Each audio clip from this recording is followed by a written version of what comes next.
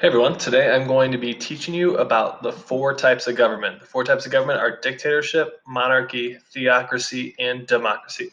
Right before spring break, you heard a little bit of a intro video to those four, and today I'm going to get a little more involved into these. You'll see questions pop up since it's on Edpuzzle, so make sure you answer those, and if you have any questions for me, make sure you send me an email.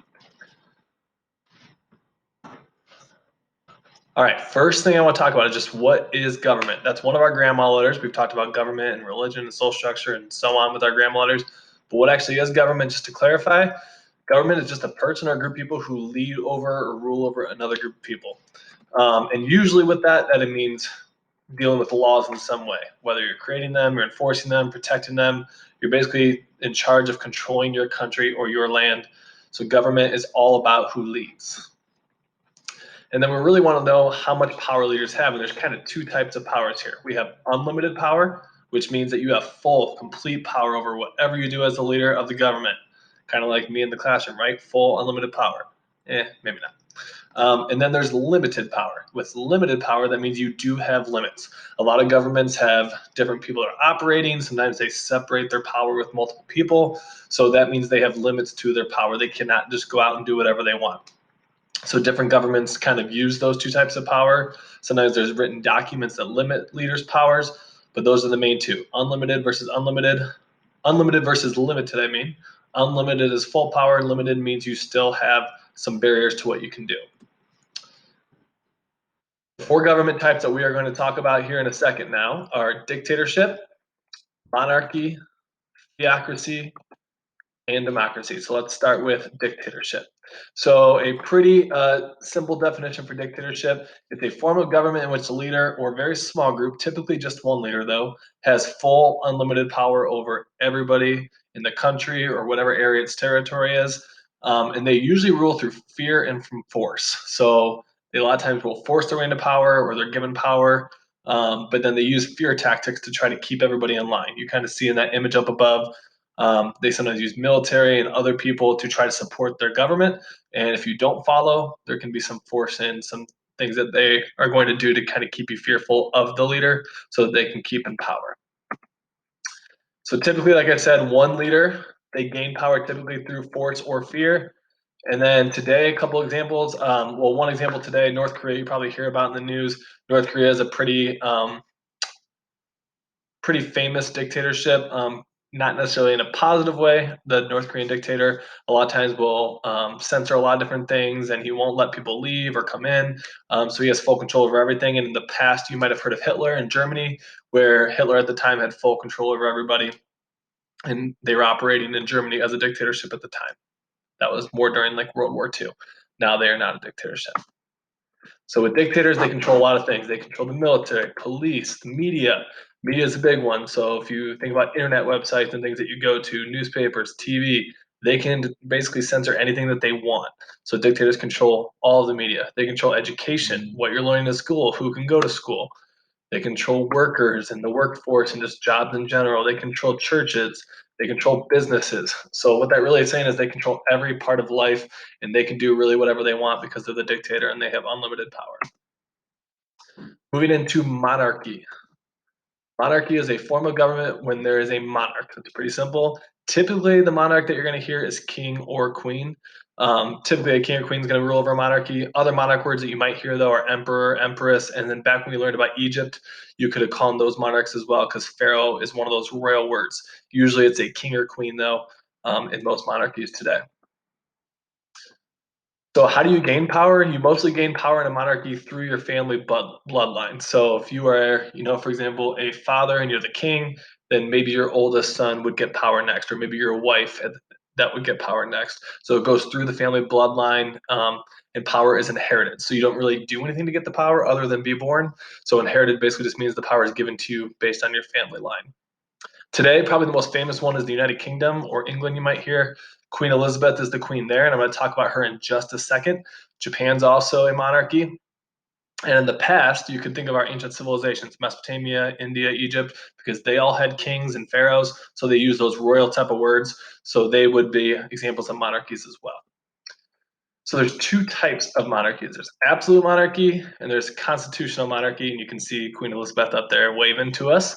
So I'm going to start with absolute monarchy, and you kind of see the picture there. It looks very similar to the dictatorship that I was talking about, because in absolute monarchy, it's pretty much the same as a dictatorship, except you're called king or queen. So if you are a government that has a king or a queen and they have full unlimited power, that is called an absolute monarchy. So they have absolutely all the power you might be able to think about. And then the constitutional monarchy, which you can see above me, Queen Elizabeth is the monarch of a constitutional monarchy, which is pretty common to what most of them are today. So in constitutional monarchies, the king or queen is the head of the country, but they really don't have a ton of power in the government. Their power is pretty limited. They're kind of almost like a mascot. They go to the royal banquets and they wave, and then they go to uh, a parade and they wave. They go to a ceremony and they wave, and they don't really have to do a whole lot with decision making, but they are super respected and important, and they're kind of there for traditions.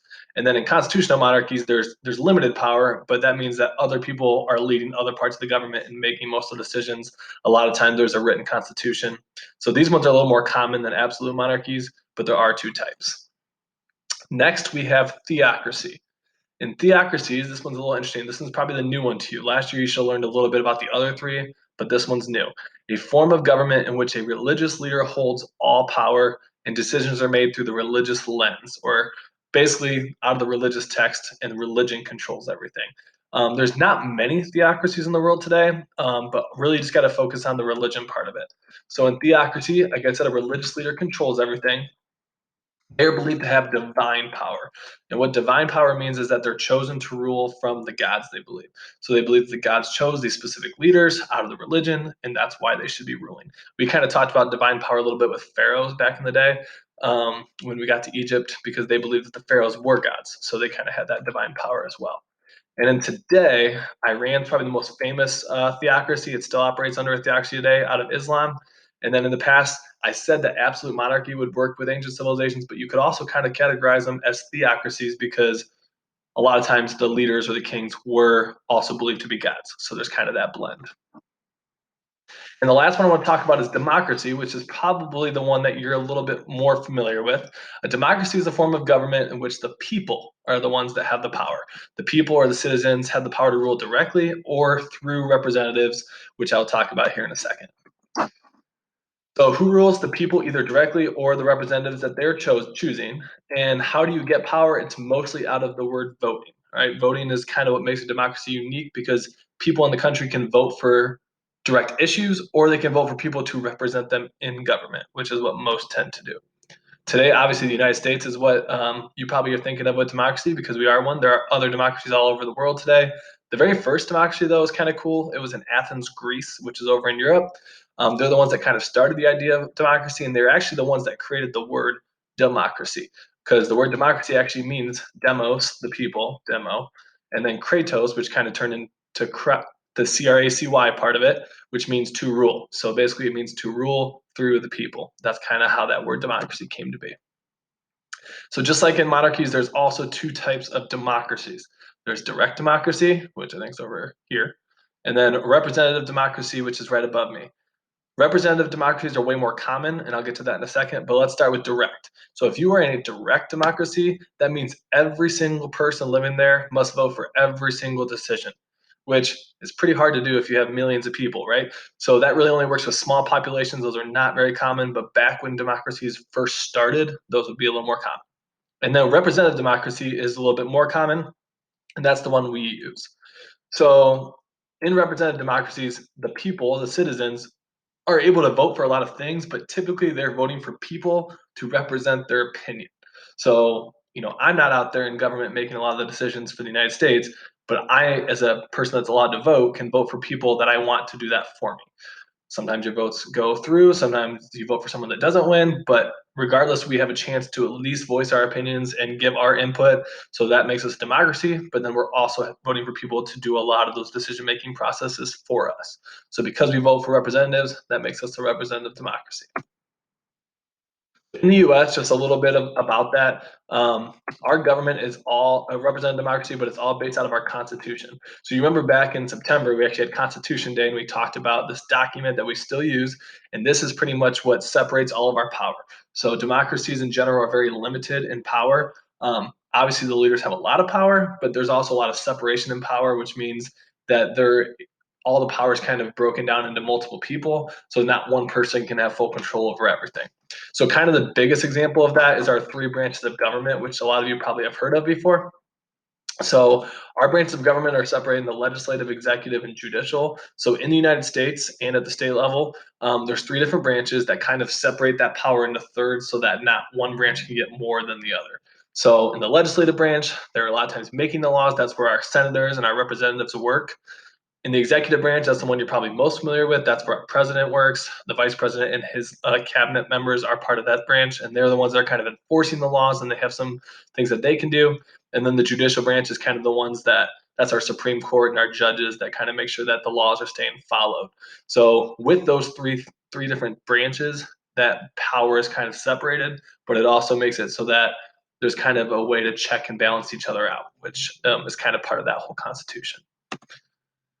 So as a quick recap, I'm gonna highlight this screen here. You'll see a couple questions pop up. You can look at this, you can screenshot it, whatever you need to do. But this is kind of what we just talked about and went through. So make sure you take a glance at that. With that being said, if you have any questions about government, let me know. You do have a short quiz that goes with this video. So if you want to open up the video and have it available to you while you take the quiz, I'm totally cool with that for this one. Maybe watch this video a few times and then take the quiz, or have two tabs open. That's up to you. But through this presentation, I was able to kind of capture all four types of government. If you're still confused on them and you want a little more explanation, we can always set up a Google Meet and I can walk you through them a little bit more. I hope you guys have a great day and enjoy the rest of your week.